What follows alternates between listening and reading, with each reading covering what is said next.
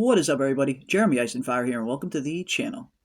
The FX series, Shogun, has captivated the globe in a very short amount of time, delivering a sweeping epic saga with compelling characters, phenomenal writing, and a commitment to authenticity that we haven't really seen before on screen, delivering to the audience one of the most accurate depictions of feudal Japan and its history that we've ever seen, especially considering the majority of the characters that we see on screen were plucked directly from Japanese history, with some small alterations. And today, we are going to take a look at one of the most infamous characters from the Shogun series and his real-life inspiration, the infamous Toranaga, also known as Tokugawa Ieyasu.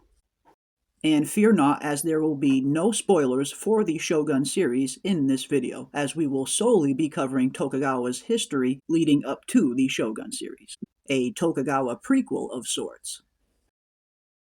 Tokugawa was a very important figure in Japanese history, and was the founder and very first shogun of the Tokugawa shogunate era in Japan, which lasted from 1603 to 1868, and is often referred to as Japan's Edo period.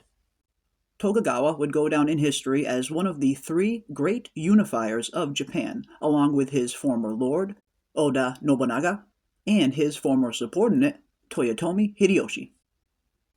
Tokugawa was born in Okazaki Castle in 1543, and was the son of Matsudaira Hirotada. The Matsudairas were a warlord clan from Mikawa, said to have an ancient lineage that dates all the way back to the Minamoto shogunate. Tokugawa, however, grew up with a different name, Takio, as his clan was in a very precarious situation during the year of his birth, with the Oda clan invading from the west, and the Imagawa clan invading from the east.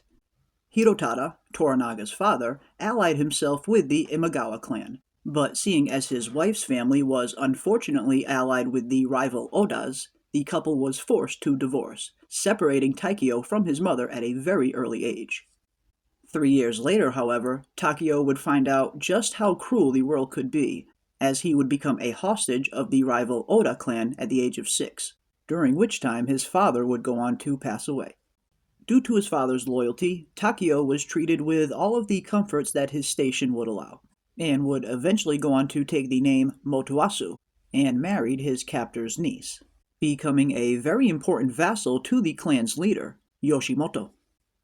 Tokugawa would finally get his first taste of battle at the age of 17, followed by his very first command at the age of 20 as he led an attack against the rival Oda clan, during the Battle of Okayama, which ultimately ended up in defeat for Tokugawa, which would lead him to returning home to Okazaki Castle and reclaiming his position as its ruler. However, knowing that the Oda clan would most likely become victorious, Tokugawa would eventually end up changing sides and allied himself with Oda Nobunaga, at which point he would start going by the name Ieyasu, and would go on to attack many of the Imagawa's strongholds to strengthen his position in the Mikawa region. Fast forwarding to 1566, Ieyasu would officially go on to defeat the Imagawas, and officially changed his name to Tokugawa. And with this new noble name, he would officially go on to become recognized as the ruler of Mikawa by the emperor himself. And of course, with nobility and new titles often comes new enemies. A powerful warlord by the name of Takeda Shinjin invaded his domain, leaving Tokugawa severely defeated and fleeing back to Hamamatsu Castle. But luckily for Tokugawa, his life would go on to be saved, as the rival warlord, Takeda, would go on to die on his way back from the battlefield. Having proved himself a very loyal ally to Nobunaga, the alliance between the two clans was eventually sealed by marriage, with Nobunaga's daughter, Tokame, marrying Tokugawa's eldest son, a marriage that would go on to end in tragedy, as Tokame would cook up a false accusation accusing Tokugawa's wife of corresponding with the enemy Takeda clan. When Tokugawa learned of these accusations, he quickly executed his wife and forced his own son to commit seppuku, in order to maintain his allegiance with Nobunaga. Not long after, the two would go on to defeat the Takeda clan, ending their line forever, and during this time, Tokugawa supported Nobunaga's efforts to unify the country and fought many battles at his side.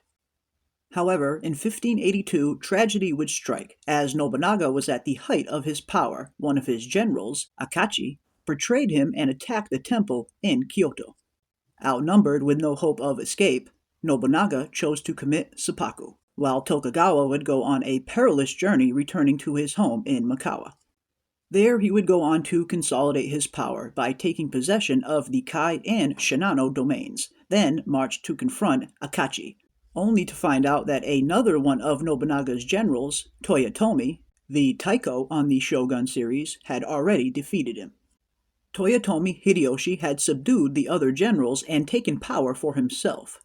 When Tokugawa would go on to confront Hideyoshi's army in the Battle of Komaki, and although the battle ended in Tokugawa's favor, he was unable to overcome Hideyoshi's power and submitted to his rule. Afterwards, Tokugawa was ordered to move to the Kanto region, where he built his castle in the city of Edo, which we now know today as Tokyo. And while Tokugawa remained loyal to Hideyoshi, he would go on to continue extending his power eastward and biding his time. Then, in 1598, when Hideyoshi died, Tokugawa soon became the most powerful of his regents, incurring the wrath of other regents and the jealousy of the other 5 ministers, of whom Ashita Matsunari, portrayed as Ishido on the Shogun series, becoming his biggest rival. 2 years later, however, William Adams would wash up on the shores of Japan, who is portrayed on the series as John Blackthorne, and this is where our show begins. And I must say, I am incredibly surprised with how accurate a lot of the characters are in Shogun to real history. Now, of course, this is an adaptation at the end of the day, and it is listed as a historical fiction, so there are some liberties the series is going to take, but overall I am surprised with the accuracy that the show has employed up until this point, and I look forward to see how accurate it continues to go on being. But that is going to do it for us today. If you enjoyed this video, don't forget to hit a like on your way out, and consider subscribing and hitting that bell for notifications to stay up to date on all of our Shogun content. And as always, I want to give a big thank you to everybody out there for watching, and a huge thank you to all of our channel members, and we will see you on the next one.